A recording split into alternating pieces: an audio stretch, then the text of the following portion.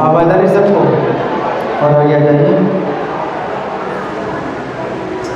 तो यहाँ पर अर्जुन भगवान से 6 प्रश्न पूछ रहे हैं। कितने प्रश्न? 6 प्रश्न पूछ रहे हैं अर्जुन। पूछ रहे हैं या कहें कि वो जानना चाहते हैं। 6 चीज़ों को जानना चाहता हूँ मैं। अर्जुन ने कहा मैं 6 चीज़ों को जानना चाहता हूँ। प्रकृति को मैं जानना चाहता हूँ। दूसरा, पुरुष को मैं जानना चाहता हूँ। तीसरा, क्षेत्र को मैं जानना चाहता हूँ। चौथा, क्षेत्रज्ञ को जानना चाहता हूँ। पांचवा, ज्ञान को जानना चाहता हूँ। और छठा, ज्ञेय को जानना चाहता हूँ। तो 6 बातों के लिए अर्जुन ने भगवान से जिज्ञासा की कि क्या है। तो सबसे पहली बात क्या है? प्रकृति। तो प्रकृति के संबंध में आज के वैज्ञानिक लोग क्या कहते हैं? जब हम बात करते हैं कि भाई देखो ईश्वर के बिना कैसे ये सब चल रहा है। सूर्य का उदय हो रहा है ठीक समय पर, और चंद्रमा का उदय, और जितने ग्रह नक्षत्र हैं वो निश्चित गति से चल रहे हैं। तो ईश्वर के बिना ये कौन चला रहा है? दिन और रात कैसे आते जाते हैं, और ऋतुएं कैसे आती जाती हैं, ये फूल कैसे खिल रहे हैं, ये पेड़ कैसे उग रहे हैं, पेड़ों में फल कैसे लग रहे हैं। तो जब हम इस प्रकार की बात करते हैं कि तुम ईश्वर को अगर नहीं मानते हो तो तुम कैसे आदमी हो, ईश्वर को नहीं मानते हो, तो वो क्या कहते हैं? नहीं, हम ईश्वर को नहीं मानते। ये सब बातें प्रकृति के द्वारा हो रही हैं। तो वे जो है अपना ऐसा उत्तर देते हैं कि ये सब कुछ जो है, ये पेड़ पैदा हो रहे हैं और उनमें फूल पैदा हो रहे हैं और फल पैदा हो रहे हैं, ये सब जो है प्रकृति के द्वारा हो रहा है। तो प्रभुपाद कहते हैं कि आप प्रकृति की बात करते हो, प्रकृति है ना। तो प्रकृति अगर ये सब कार्य कर रही है तो किसकी प्रकृति है? प्रभुपाद जो है उनको फंसाते हैं। वो जो है भगवान को नहीं मानना चाहते हैं। वो क्या कहते हैं? प्रकृति से सब हो रहा है। तो प्रभुपाद उनको अच्छी तरह से पकड़ते हैं।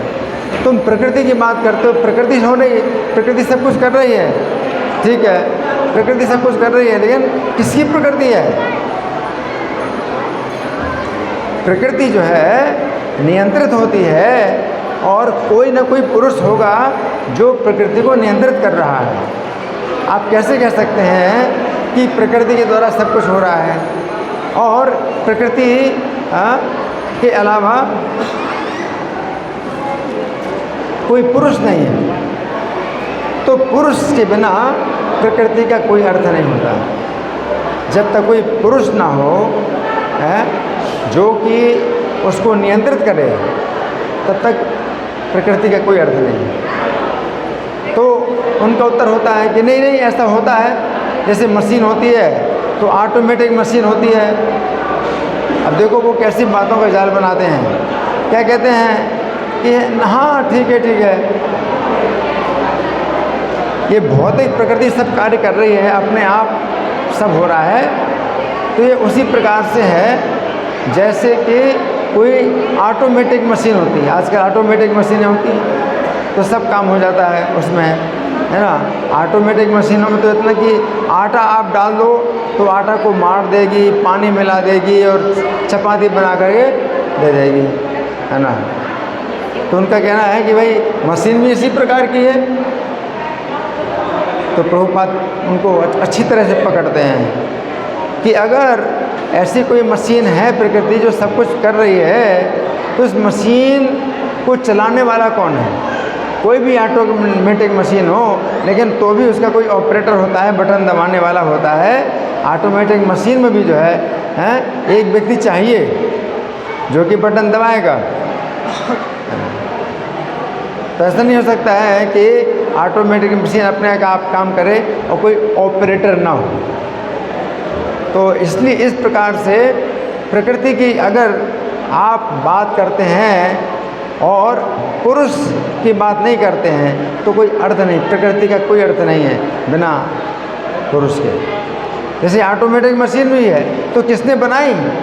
आप कह सकते हैं ऑटोमेटिक मशीन है, इतनी बड़ी भौतिक प्रकृति, इतनी बड़ी ऑटोमेटिक मशीन है, सब कुछ अपने आप हो रहा है?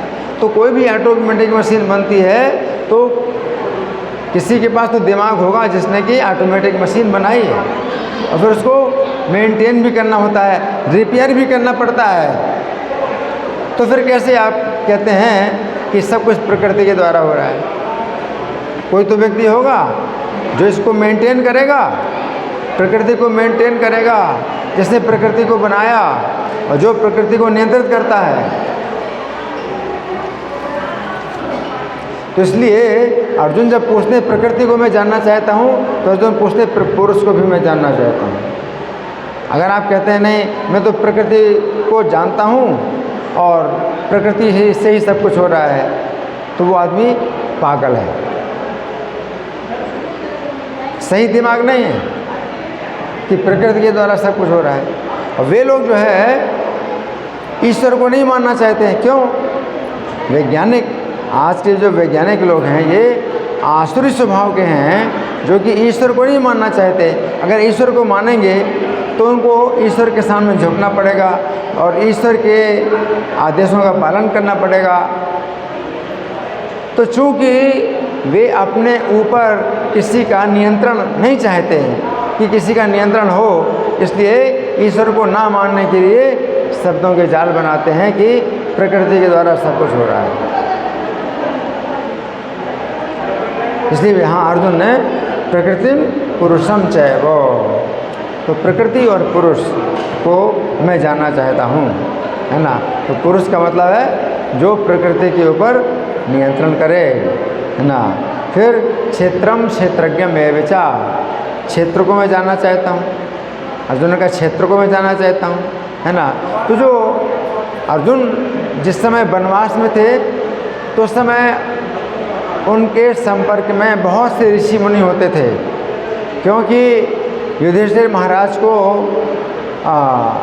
सूर्य देव की कृपा से एक ऐसा अक्षय पात्र प्राप्त हो गया था कि उससे जितना आप भोजन चाहें उतना निकाल सकते हैं। जब तक द्रौपदी ने नहीं भोजन किया, और द्रौपदी भोजन कर लेगी तो फिर नहीं निकलेगा भोजन। तो उस अक्षय पात्र के द्वारा हजारों ऋषियों को भोजन कराते थे और युधिष्ठिर महाराज उनकी जो है संगति करते थे, उनके जो है उपदेशों को सुनते थे। तो ऋषि मुनि लोग जो उपदेश दिया करते थे तो इन अपने उपदेशों में प्रकृति और पुरुष शब्दों का प्रयोग करते थे, क्षेत्र के शब्दों का प्रयोग करते थे। तो अर्जुन सुना करते थे, लेकिन अर्जुन का जो है चूँकि मन दूसरी तरफ रहता था तो ज़्यादा एकाग्रता नहीं रहती थी।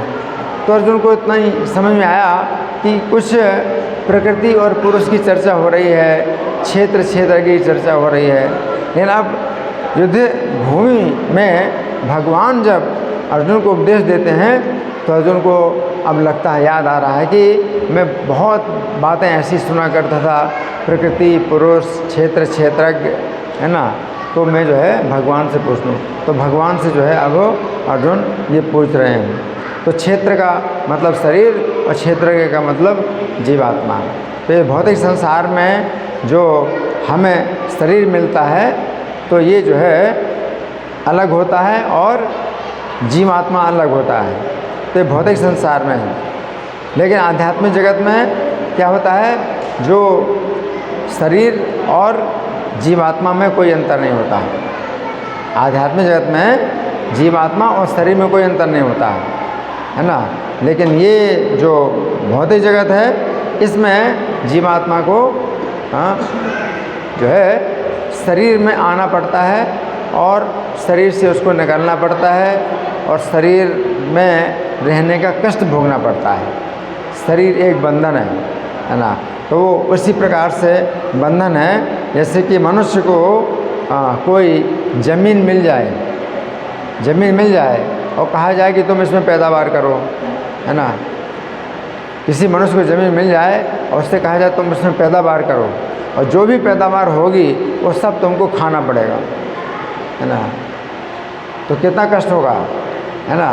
और उसने जो है पापों के बीज बोए, पुण्यों के बीज बोए। अब पापों के बीज भी जो है जब बोता है तो बीज अगर बोता है तो उसके कितने फल होते हैं, आप सोचिए। कोई बीज बोता है, जैसे आम का बीज अगर आप बोते हैं तो आगे चल के कितने फल पैदा होंगे, एक बीज से कितने फल पैदा होंगे आप गिन नहीं सकते, और वो सब आपको खाने पड़ेंगे। और कड़वे पाप के जो फल होते हैं वो कड़वे होते हैं, तो कड़वे फल खाने पड़ेंगे। तो ये बंधन है, शरीर बहुत बड़ा बंधन है ना। तो क्षेत्रम क्षेत्रज्ञम में विचा, और फिर ज्ञानम ज्ञेयम विद्युतम इच्छामि, ज्ञान और ज्ञेय को भी मैं जानना चाहता हूँ। तो भगवान ने इस 13वें अध्याय में इन सब जो है शब्दों का प्रयोग करके अर्जुन को उपदेश दिया है ना। तो गीता में ज्ञान का वर्णन अनेक प्रकार से होता है। तो जो युधिष्ठिर के समय में जो ऋषि लोग जिस प्रकार के ज्ञान की चर्चा करते थे, जिस ज्ञान में क्षेत्र और क्षेत्रज्ञ, प्रकृति, पुरुष और ज्ञान और ज्ञेय इन शब्दों का प्रयोग होता था, तो इन शब्दों के द्वारा भी ज्ञान को अर्जुन जानना चाहते हैं। और भगवान इस अध्याय में इस प्रकार का ज्ञान का वर्णन करते हैं। इसके पहले ऐसी बात नहीं थी। अर्जुन ने सीधे प्रश्न किया कि निराकार की उपासना श्रेष्ठ है या साकार की उपासना श्रेष्ठ है ना। अर्जुन ने प्रश्न किया आपका विश्व रूप देखना चाहता हूँ, भगवान ने विश्व रूप दिखाया। अब अर्जुन जो है ये प्रश्न कर रहे हैं कि अगर क्षेत्रज्ञ, प्रकृति, पुरुष और ज्ञान ज्ञेय के नाम का प्रयोग करके अगर कोई ज्ञान होता है तो आप मुझे बताइए। तो भगवान जो है इस प्रकार से इस अध्याय में इस प्रकार का ज्ञान बतलाते हैं जिससे कि कोई व्यक्ति रहस्य को समझे। तो इसमें बहुत रहस्य है, प्रकृति के कितने रहस्य हैं, पुरुष के कितने रहस्य हैं, क्षेत्र हैं, क्षेत्रज्ञ हैं, ये सब रहस्य की बातें हैं। तो भगवान इसमें ये सब वर्णन करते हैं। धन्यवाद। ग्रंथराज श्रीमद् भगवद गीता की जय, श्रील प्रभुपाद की जय। हरे कृष्ण।